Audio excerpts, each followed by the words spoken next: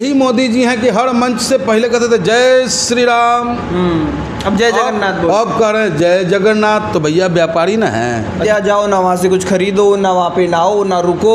अयोध्या वालों को सबक सिखाना है, योगा किया है। ये चमन चूतियों की बात को हम सुन रहा। कहते हैं जा पर कृपा राम की होई, ता पर कृपा करे सब कोई। और राम जी की कृपा भाजपा वालों को नहीं मिला। राम जी कुपित हो गए भाजपा से। अच्छा। क्योंकि भगवान राम के नाम पर भारतीय जनता पार्टी वोट की राजनीति करने लगा। और उस अयोध्या वासियों का, जो अयोध्यावासी कहते हैं कि अयोध्यावासी कोई नज़र आ जाए तो उनमें हम राम देखते हैं। लेकिन योगी जी, मोदी जी, इनका प्रशासन, अफसरशाही इस तरीके से जुल्म ढाया अयोध्यावासियों पे। अयोध्यावासी पे जब जुल्म होगा तो भैया राम तुम्हारा कहाँ से हो जाएगा। एक सवाल तो यही है ना कि जिस सिलेबस पे, जिस सब्जेक्ट पे सबसे ज़्यादा काम किया अयोध्या, वही हरा दिया अयोध्या वालों ने। सिलेबस अयोध्या निर्माण नहीं था। सिलेबस था वोट का ध्रुवीकरण करना, वोट को प्राप्त करना। तो भैया राम तो कण कण में वास करते हैं ना। और तुम राम के लोगों को ही सताने का प्रयास करोगे तो क्या तुम उम्मीद करते हो कि राम की कृपा तुम पे बनी रहेगी? असंभव। क्योंकि राम जी ने भी, मैं आपको बताऊं, राम जी ने विश्वामित्र जी से पूछा था कि गुरुदेव पाप क्या है और पुण्य क्या है। तो उनको 2 शब्दों में इसका आंसर मिला था कि पाप उसे कहते हैं कि आपके किसी क्रियाकलाप से किसी जीव को, मानव को पीड़ा पहुंचती है तो वो पाप है। और किसी को खुशी प्राप्त होती है तो वो पुण्य है। अब यहाँ पे आप जाति एंगल, धर्म का एंगल, नफरत का एंगल परोसोगे तो राम कैसे प्रसन्न होगा मेरे भाई। राम को प्रसन्न करने के लिए अच्छा इंसान बनना पड़ेगा। राम को प्रसन्न करने के लिए आपको त्यागी बनना पड़ेगा। राम को प्रसन्न करने के लिए जन भावना का सम्मान करना होगा। लेकिन इसमें से कोई भी काम भारतीय जनता पार्टी नहीं करती है। भारतीय जनता पार्टी सिर्फ अपने वोट के लिए राजनीति करती है और अपने पूंजीपति साथियों को मालो माल करने के लिए राजनीति करती है। लेकिन लोगों का ये तक कहना, अयोध्या जाओ ना वहाँ से कुछ खरीदो, ना वहाँ पे नाओ ना रुको। अयोध्या वालों को सबक सिखाना है, योगा किया है। ये चमन चूतियों की बात को हम सुन रहा। इन चमन चूतियों का बात को हम सुन रहा। और अयोध्या वासियों को गाली देने का मतलब है कि आप डायरेक्ट प्रभु श्री राम को गाली दे रहे हो। कह रहे धोखा दिया है, जिसने राम के लिए इतना सब कुछ किया, कुटिया से वहाँ तक पहुँचाया, उन्हीं को धोखा दे दिया आपने। भाजपा को धोखा दे दिया। बेवकूफ़ तुम बना रहे हो। राम जी का उंगली पकड़ के तुम चल रहे हो। जैसे लगता है कि राम जी आज ही आए हैं जब से भाजपा आया है। पोस्टर एक वायरल नहीं हुआ था कि मोदी जी का फोटो बहुत बड़ा, राम जी का फोटो छोटा सा और हाथ उंगली पकड़े हुए लेके आ रहे हैं। अरे भाई, राम आज नहीं, आदि है, अनंत है, कण कण में वास करता है। राम को लाने की तुम्हारी औकात क्या है भाई? तू है कौन? अरे मट्टी का पुतला तू भी है और हम भी है। 5 पंच तत्वों में तू भी विलीन होगा, हम भी विलीन होंगे।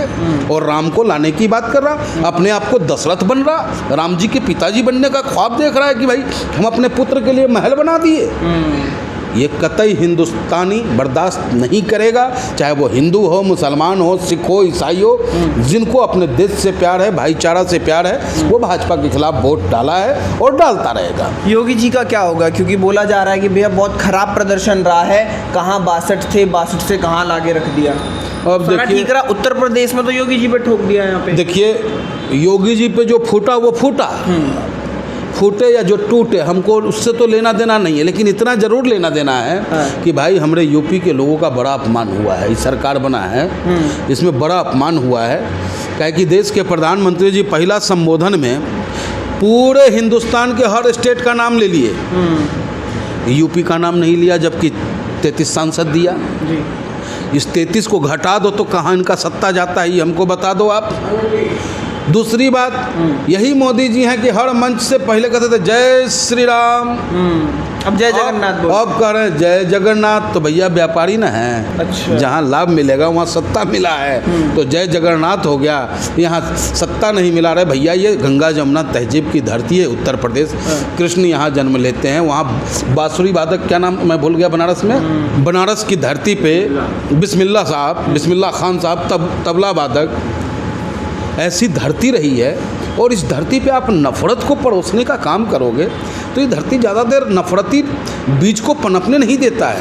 शंकराचार्य जो थे उन्होंने जो बोला था, क्या उसका भी ताप लगा है क्या? बिल्कुल लगा है। शंकराचार्य को यूं ही नहीं बन जाता, मनोनीत नहीं हो जाता भाई शंकराचार्य कि चलो जी तुम्हें शंकराचार्य मनोनीत किया।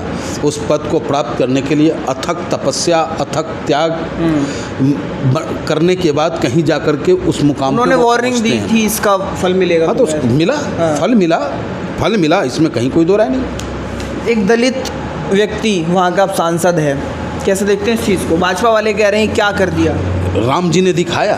हाँ। राम जी ने कहा जब भील को गले वो राम मेरा लगा सकते हैं, तो उन्होंने एहसास कराया है कि सुनो अहंकारियों, कल भी ये मेरा था, आज भी ये मेरा है, और आज मेरी विशेष कृपा जो है उस दलित पे है, उस पासी पे है जो मेरा अनन्य भक्त है, और ये विजय होने जा रहा है और तुझे मात देने जा रहे हैं। बनारस मोदी जी बच के आ गए, एक बड़े नेता का बयान है ये, कैसे देखते हैं? बनारस बच के आए क्या मोदी जी? देखिए, बनारस की मिजाज को आप भापिए कि वो अजय राय जो विधायक भी नहीं है जी, पहले कभी थे विधायक, और इतनी बड़ी टक्कर दे देना, प्रधानमंत्री जी की सांसें फूलने लगी जब वो एक बार को आगे चला, तो आप सोचो कि कोई कद्दावर नेता उसके सामने होता तो निश्चित रूप से उनको डिफीट खाना पड़ता, चाहे 5000 वोट से वो हारते, हार का मुंह उन्हें देखना पड़ता। वर्चस्व खत्म हो गया क्या मोदी जी का? मोदी जी का वर्चस्व कहाँ था, वो तो झूठ का वर्चस्व था, और काट की हंडी बार बार थोड़ी चढ़ती है। 80 घाट, अरे भैया एक ही घाट है, उस घाट का नाम 80 घाट है। उस घाट का नाम जो है, कहते हैं कि 80 घाट चमक गया, 80 घाट पे झाड़ू लग गया, 80 घाट पे आरती हो रहा है। अरे 80 घाट नहीं है वो, उस घाट का नाम ही 80 है। लेकिन कब तक आप घुमाओगे? जब लोग जाएंगे बनारस घूमने तो पता चलेगा कि यही तो है 80 घाट, जो यहाँ से वहाँ तक है उसका नाम 80 घाट है।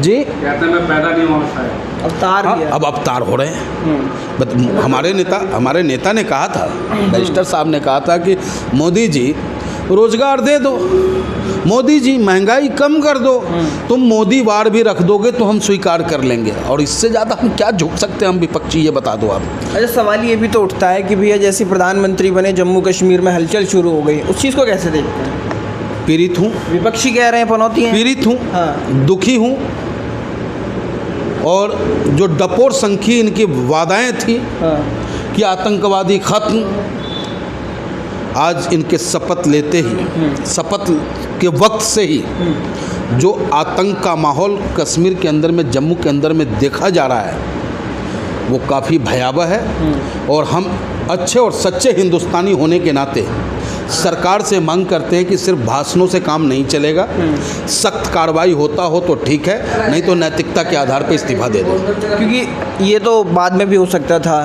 पहले जम्मू कश्मीर देखना चाहिए था ना। बिल्कुल देखना चाहिए था, क्योंकि जम्मू कश्मीर हमारा अभिन्न अंग है, मस्तक है वो हमारा, और जब मस्तक ही नहीं होगा तो शरीर का लेके क्या करेंगे हम? लेकिन प्रधानमंत्री जी को इनसे कोई लेना देना नहीं है। अडानी का वहाँ फैक्ट्री होटल तैयार हुआ कि नहीं, वहाँ कितनी सुरक्षा है, बस इसकी व्यवस्था करना है उनको। अभी मोहन भागवत भी बोले हैं, मणिपुर देख लो जाके, अब तो वो भी बोलने लग गए, मोदी जी क्यों नहीं सुन रहे?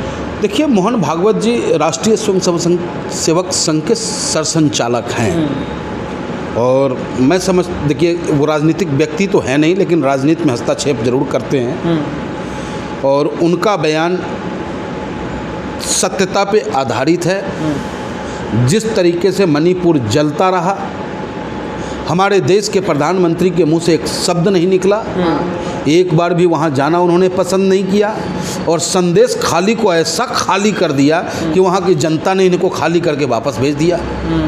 तो मोहन भागवत जी अगर कुछ कह रहे हैं तो उस पर सरकार को ध्यान देना होगा। अगर वो नहीं दे पा रहे हैं तो इससे पता चलता है कि भारतीय जनता पार्टी की नज़रों में ना आरएसएस का कोई वजूद है, ना बजरंग दल का वजूद है, ना हिंदू सेना का कोई वजूद है। अगर वजूद है तो सिर्फ मोदी आर्मी का वजूद है और किसी का। लास्ट सवाल यही, सरकार का भविष्य क्या देख रहे हैं आप, ये जो एनडीए गठबंधन है? देखिए, हम तो चाहेंगे कि भैया जनता ने आपको जन समर्थन दिया है, जनता के दम पे आप जो जनादेश है उसका हम सम्मान करते हैं, लेकिन सरकार हो तो अस्थिर हो, सरकार हो तो बेहतर हो, और नहीं हो तो सरकार गिर जानी चाहिए।